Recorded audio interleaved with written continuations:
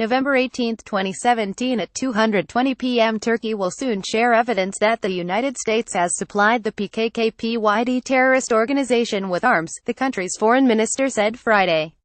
Speaking to foreign media representatives in Istanbul, Mevlut Cavusoglu said the U.S. is repeating a mistake with the approval of secret cooperation between the Daesh and PKKPYD terrorist groups in Syria.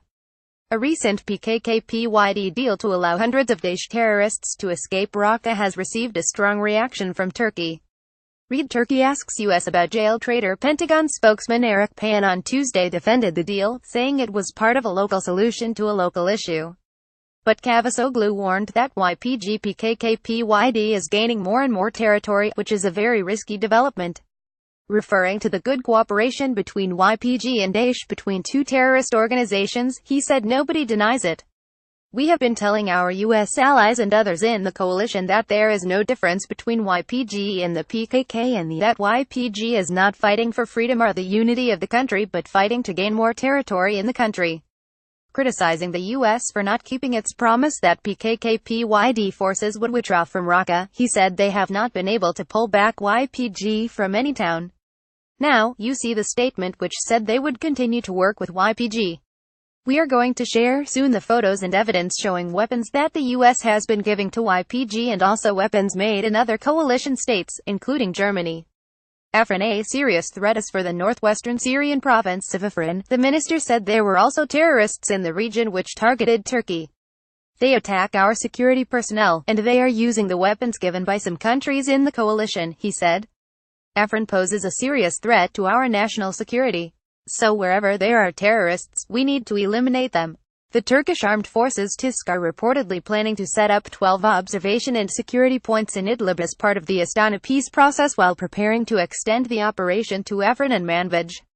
Read Turkey denies ludicrous reports of plan to seize cleric from U.S. Turkish troops will be deployed to strategic points in Idlib, near its border with Afrin and Manbij, to monitor the region to prevent clashes between Syrian opposition fighters and Assad regime forces as well as outline a plan for an upcoming operation in the other two areas. The Turkish military has already established 6 observation posts across Idlib. Cavusoglu said the main role of the observers was to find out who is violating the ceasefire. It is not an easy task, he said. We need to identify all the radical groups, and we need to eliminate them. The minister also shared that Turkey had stopped and deported more than 5,000 foreign fighters in the past 45 years. Around 3,000 others are under arrest in Turkey, he said. Upcoming Syria talks in Sochi. On the Astana talks, Cavusoglu said we have been cooperating with Russia and we made a lot of progress. It has been a transparent process, he said. Russia did a great job there. Turkey also has been a main actor and Iran also contributed. We agreed to make an assessment of the achievements. Cavusoglu said both Turkey and Russia supported a political solution and the territorial integrity of war-torn Syria. He underlined the need for a transition period during which he said all sides should be united. Read Pence voices U.S. concern to Turkish Prime Minister about arrests. The foreign ministers of Turkey, Russia and Iran will meet in Turkey's Mediterranean city of Antalya on the weekend ahead of a trilateral meeting on Syria in Russia's Sochi city next Wednesday. President Recep Tayyip Erdogan will take part in the meeting in the Russian resort on November 22 as well as his Russian counterpart Vladimir Putin and Iranian President Hassan Rouhani.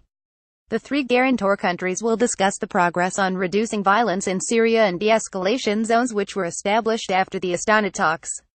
Relations with the U.S. Asked about bilateral relations between Turkey and the U.S., the minister said overall, I cannot say that I am very much disappointed with Mr. Trump.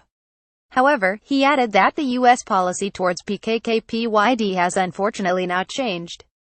Turkey. The PKKPYD is considered by Ankara as the Syrian offshoot of the PKK terror organization that has waged a more than 30-year war against the Turkish state, causing some 40,000 deaths. The U.S. and the coalition have largely ignored PYD-PYG links to the PKK, which the U.S., EU, and Turkey lists as a terrorist group.